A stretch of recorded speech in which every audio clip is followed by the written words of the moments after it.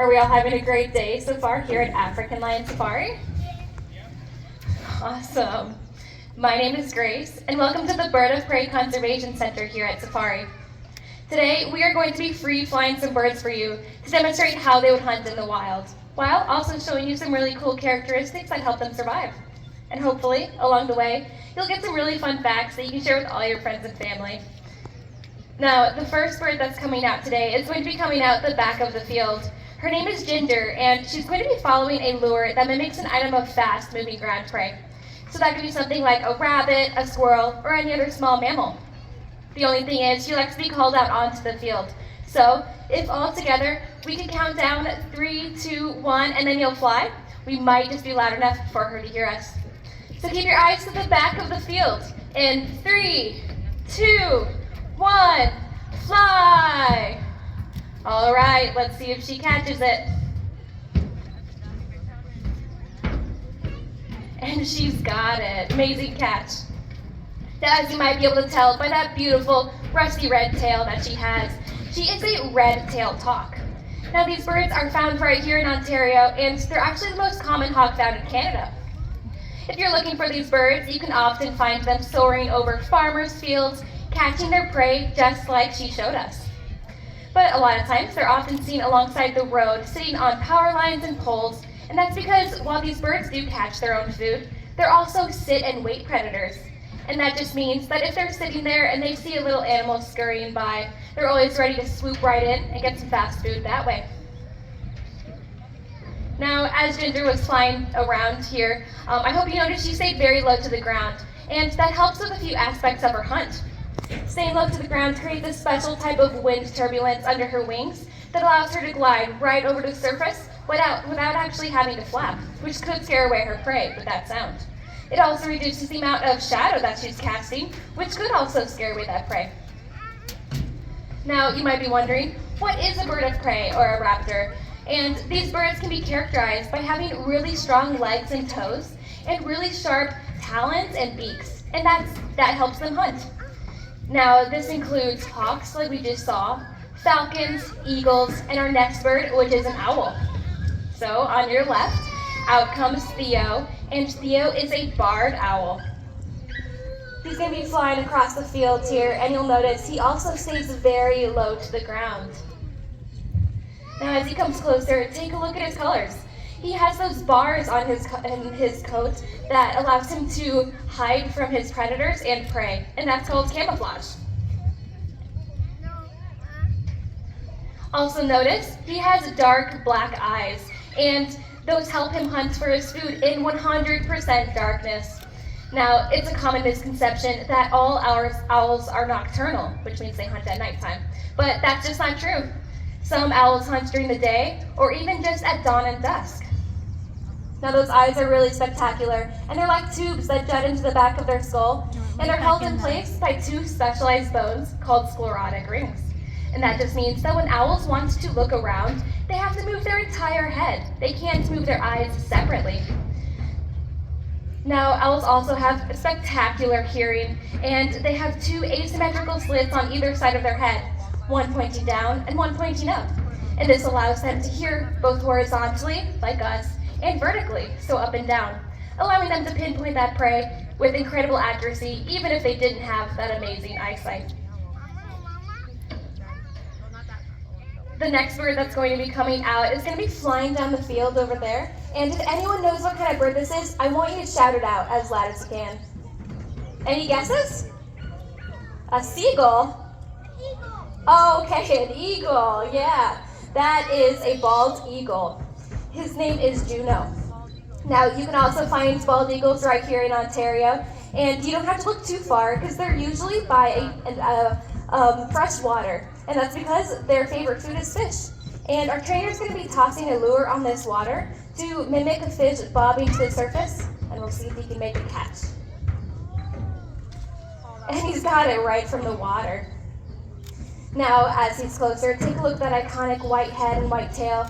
They don't actually get those markings until they're about 5 years old. Juveniles, on the other hand, are more of a mottled brown color in comparison. Now, these birds can hunt animals that are the size of themselves, and that could be anywhere from 7 to 10 pounds. Now, if they happen to grab a fish out of the water that's a little too big to lift off, they can use their wings as oars and paddle that fish all the way to the shore so they can enjoy their nice meal that way. Now, as many of you might know, the bald eagle population hasn't always been doing great in the wild. In the 1970s, a pesticide known as DDT was introduced into the ecosystem. It made its way up the food chain and into the diet of the bald eagle and a lot of other raptors as well. And while it didn't harm them directly, it began inhibiting their ability to uptake calcium. And we all know calcium is really good for strong bones. But for birds specifically, it's good for creating strong eggshells. So whenever the parents went to go incubate their eggs, the eggs were so brittle that they would crack underneath their own body weight. So with no new babies to replace that older and dying generation, the population took a really quick decline. But luckily, scientists were able to find out that DDT was the issue, and it was banned throughout North America. The bald eagle was placed on the endangered species list, but thanks to conservation efforts, breeding and release programs, and rehabilitation, the bald eagle was officially removed from the threatened list in 2007. Now, this is just a great way to show that conservation efforts can really help these wild populations. As you guys are walking around the center today, I hope you noticed that a lot of our birds are actually in pairs. And this is because here at Safari, we have an extensive breeding program. So with that comes lots and lots of babies. So it's only fitting that our next bird answers that age-old question of where do babies actually come from? And we all know that a stork comes and drops them right at our doorstep. So our next bird is going to be flying right over there, and that is a European white stork. The idea that these birds are the bringers of human babies actually comes from their migration pattern.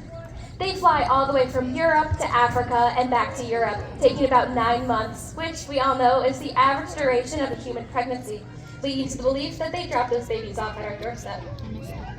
Now, as he was making his quick flight around, I hope you did notice, he has really long orange legs and a very slender orange beak. And this is a great indicator that he is a wading bird, and that has to do with how they find their food.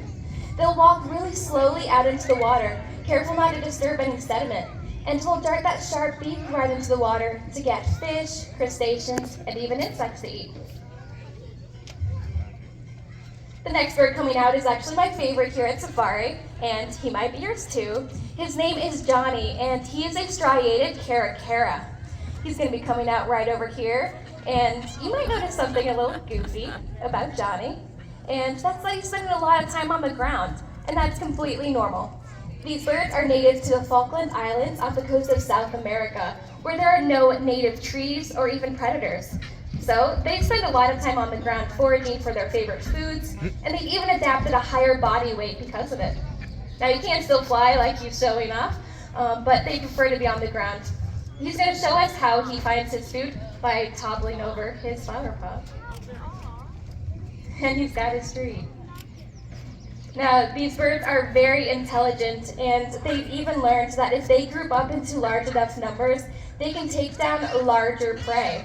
Oh, looks like he has one more treat inside. Very vocal.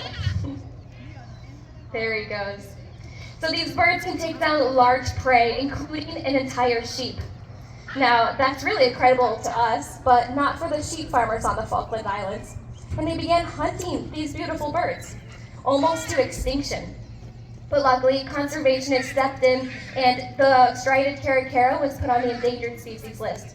Now, today, there are about 500 breeding pairs left in the wild. Just another way to show that conservation can really help.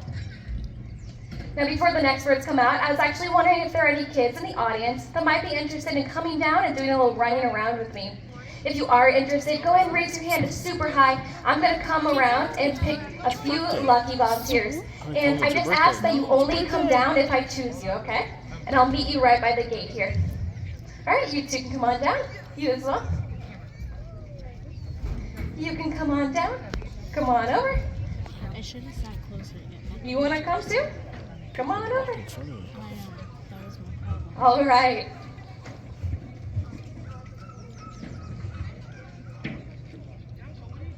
All right. right, I'll let you guys in. Just stay right here for me.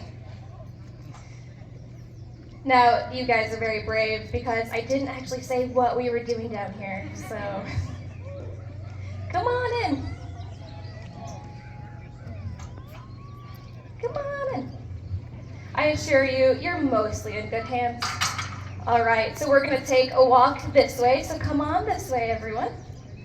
So the next birds that are coming out, they sometimes get a bad reputation, but I assure you they're very friendly.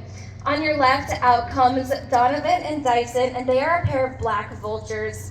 Now, vultures are scavengers, so they spend a lot of time on the ground, and we are going to show just how well they do on the ground with a race today. Do you guys think you're faster than a black vulture? Oh, wow. Looks like we're going to have a good race here. Now, I'm going to have you guys make a nice starting line on this side of me, okay? My only rule is that you guys stay on this side of me because the birds will have this side. Because while they do eat roadkill, they don't want to be roadkill. So when I count down, you guys are going to run as fast as you can all the way back to where we came in at, okay? Do we have any support for our volunteers? What about these vultures? All right, it's going to be a close one. I need you to cheer for your team as loud as you can. In 3, 2, 1, go!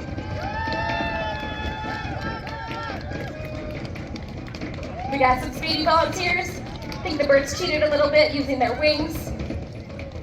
The volunteers have taken the race. Let's give them a round of applause, everyone. You guys can all now go home and tell all your friends that you are faster than a black vulture. I wouldn't brag too much, as their legs are only about 6 inches long. Still pretty cool, though.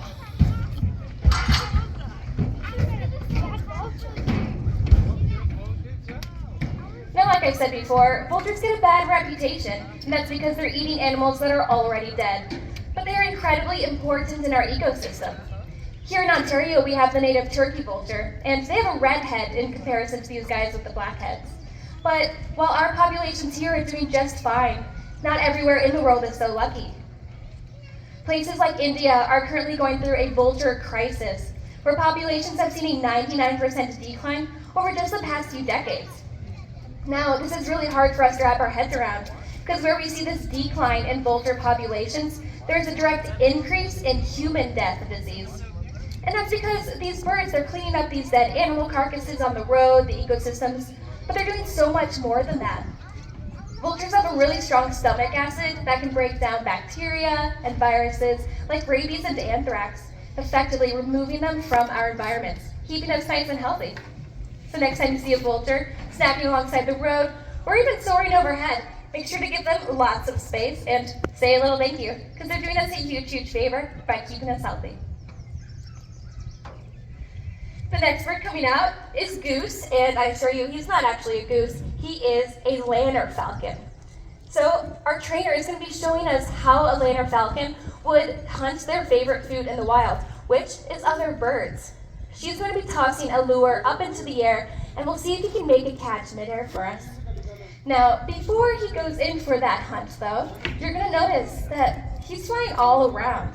He might even go behind the trees, behind the stands even, and this is a normal portion of the hunt called waiting on.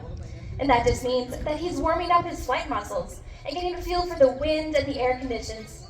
But he's also a master of confusion. He's trying to confuse our trainer here to not let her know what direction he's coming from, or even that she's being hunted at all. So in a sec, we're gonna see if he can make that catch.